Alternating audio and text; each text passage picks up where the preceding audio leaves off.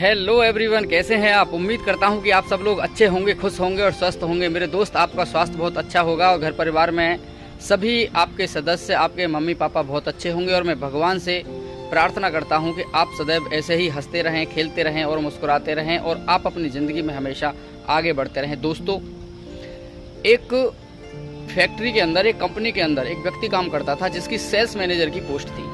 वो अपने काम से बहुत ज़्यादा परेशान हो चुका था। वो बहुत ज़्यादा दिक्कत मानता था, उसे काम करने में मन नहीं लगता था, बड़ी परेशानी होती थी। वो सोचता था कि कब जाने इस काम से मुझे मुक्ति मिलेगी, न जाने कब इस काम से मेरा पीछा छोड़ेगा।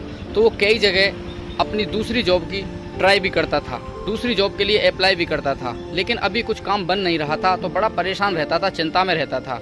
काफ़ी दिनों तक इस तरीके से चल रहा था, लेकिन अचानक ही एक दिन किसी कंपनी से उसकी बात हो जाती है और उसका दिन डिसाइड हो जाता है कि फलानी तारीख में इतने बजे इंटरव्यू का कॉल आएगा। तो दोस्तों, जब वो उस रात को सोता है, यानी कि अगली सुबह का जब टाइम आया, जब उसको इंटरव्यू के लिए कॉल आनी थी, तो दोस्तों उसने अलार्म भर दिया और अलार्म भरने के बाद में वो सो गया।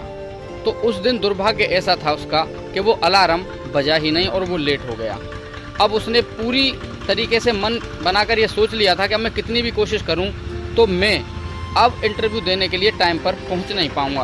वो बड़ा दुखी हुआ और भगवान को दोष देने लगा और सोचने लगा कि पता नहीं मेरी ज़िंदगी में कितने धक्के लगे हैं, कितनी परेशानियां लिखी हैं। मैं कोशिश तो कर रहा था दूसरी जॉब के लिए, पर आज देखो अलार्म ही नहीं बजा। दोस्तों, उस दिन उसका वो जो मौका था वो मिस हो जाता है। अब वो काम करने लग जाता है और अपना टिफ़िन वगैरह बनाकर तैयार कर लेता है।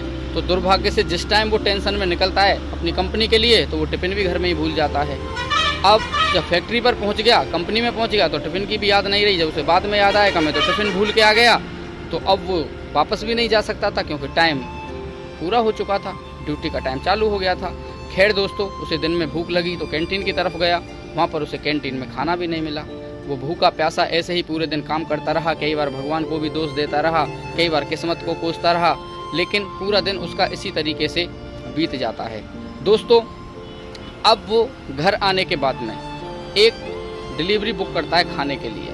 तो दोस्तों, जब वो खाने की डिलीवरी बुक करता है तो कुछ देर के बाद में उसका खाना पार्सल आ जाता है। उसका खाना जो था वो बहुत ही ख़राब कंडीशन का था। जैसे ही उसने पार्सल को खोला तो वो खा नहीं सका। उस खाने को देखकर उसने उस खाने को फेंक दिया। पूरा दिन उसका इसी तरीके से गुजर गया। वो बड़ा दुखी था, टेंशन में था। दोस्तों, रात हो गई, सो गया। अब सोते सोते उसे भगवान से बात करने का सपने में एक मौका मिल जाता है। तो वो इंसान बहुत ज़्यादा दुखी होकर भगवान को अपनी व्यथा सुनाता है और भगवान उससे बोलते हैं कि तू अपनी बात कर चुका, अब मेरी सुन ले। देख, मैं जो भी काम करता हूँ वो इंसान को अच्छा लगे इसलिए नहीं करता। जो काम इंसान के लिए अच्छा होता है मैं वो काम इंसान के लिए करता हूँ। अब तू मेरी बात सुन। जब तू इंटरव्यू की कॉल देने के लिए जाने वाला था, तुझे पता था कि तेरे फैक्ट्री से कॉल आ गया है, तुझे इंटरव्यू के लिए जाना है। तेरा अलार्म मैंने जानबूझकर नहीं बजने दिया क्योंकि वो एक फ्रॉड कंपनी थी। उसमें तेरे से लूट हो जाती, तेरे सब दस्तावेज रख लिए जाते और तेरे से पैसे लूट लिए जाते। इसलिए तेरा अलार्म मैंने बजने नहीं दिया। उस दिन तू खाना भूल गया। वो जो तेरा खाना था ना, उस खाने को एक छिपकली खा के चली गई थी, उसके अंदर जहर लग गया था। अगर तू खाता तो मर जाता। कैंटीन में खाना एकदम बेकार था, बचा हुआ खाना था। अगर तू उस खाने को खा लेता तो तू बीमार हो जाता, तेरी सेहत खराब हो जाती।